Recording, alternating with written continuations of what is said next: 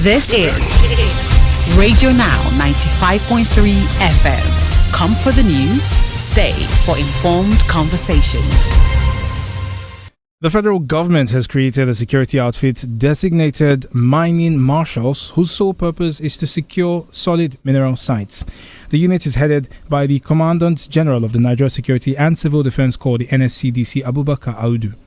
An initial 60 NSCDC personnel will be drawn from each state and the Federal Capital Territory, FCT, to be part of the marshals.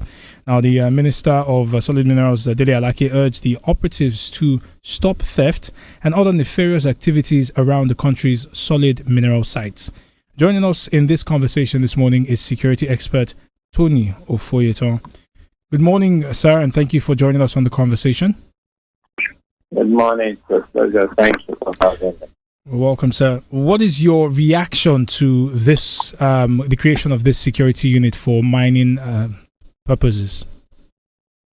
Well, any decision and strategy that would help in, curbing insecurity in this country definitely is a welcome development. So if the government in its wisdom thinks very well that there's the necessity to have a mining marshal, there's no reason for us to begin to castigate or begin to have a negative analysis of that concept idea. However, I think the major thing that concerns me is the challenges that may be attached to, this concept. Number one of such challenge is the fact that I don't know if the government or NSCDC have considered the fact that when you talk about illegal mining, it has its own international dimension. And anything that has international dimension becomes more sophisticated.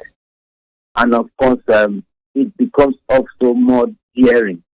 Don't forget that one of the reasons why you have sustained agitation and militancy in the Niger Delta region was basically because of greedy foreigners, greedy foreign countries and organizations who come, will bring larger vessels. Maybe they come with a vessel that is capable of warehousing 3 million liters of crude, and they are only going to buy 1 million liters. The rest 2 million will be stolen products. Now they will expect the boys to escort that vessel right into the high seas, maybe above the 200 nautical miles. In exchange for that, at times it could be just 100% stolen products. In exchange for that, they give them some dollars and also give them some arms and ammunition. So if they give them $1 million and also give them another arms and ammunition to the 2 months, $1 million also, and they go their way, what they are doing is empowering them to be able to face law enforcement agents. Why they themselves will just have free passing in and out. Mr. Foyeton, if I may, on this matter, I wonder if you think the NSCDC is then the right outfit to face this matter, because they're not necessarily battle-hardened security outfit, and we've seen the sort of violence that follows these illegal miners and terrorists. Sure, I love that question because that was where I was coming when you asked your very intelligent question. The issue of mining, I told you it has its own challenge, especially the international dimension. And I was going to Zamfara. I was going to Kaduna. Now, if you look at the pace and the rate of high-level, attacks and operations that is obtainable in this region, I think with due respect, it would take a lot of more training for the NSCDC to be able to, on its own and unilaterally face that. However, if they are able to apply more of intelligence and they are able to apply more of prevent security, then they will be able to do a successful work without necessarily going into bomb battles. Now, intelligence to the extent that those that are the end recipients of these mineral resources are the people that they should target. It is not just these boys that are mining the gold, mining all the mineral resources and precious stones and the like. Who are the end receivers? The illegal end receivers. Blackmail them, bring them to public death. Then those that are there, you discover that people that succeeded in doing well, cut off the source of their power, the source of their funding, the source of their arms and ammunition. That is one area I think that they should look at. Apart from the fact that they will now have to be looking at, the act of talking about rural security is very important. They must understand the mountains. They must understand the forest. They must understand the terrain very well.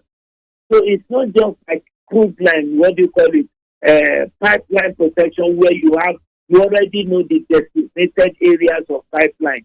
So it's easy for you and all those ones. Then another thing is that they should look at the possibility of having the application of technology. Drone will help them to access many remote areas and complex or topographies that are not easily accessible. It will help them to be able to access. So if the Commandant General of NSCDC is raising a squad of 2,160 personnel all over the country to be able to do this, nothing wrong in that. It's okay. But to what extent are they ready to fund this? And they must also be able to work hand in hand and in synergy with the Ministry of Mines and Power also, so that they will be able to get the necessary information. They must be able to identify raw mineral resources when they see them. Do they know precious stone when they see them? Do they know the difference between the one that is, being what you call in any of the quarries and those ones that are, normal granite and precious stone? Do they know the difference? Do they know the difference between raw gold when they see it and all those stuff like that? And they be able to identify things like platinum, like seals and the like when they see them. These are the first area they should look at. Right. Proper training of personnel so that they don't embarrass people. Well, sir, you definitely have a point there when you talk about proper training, especially as it regards the NSCDC.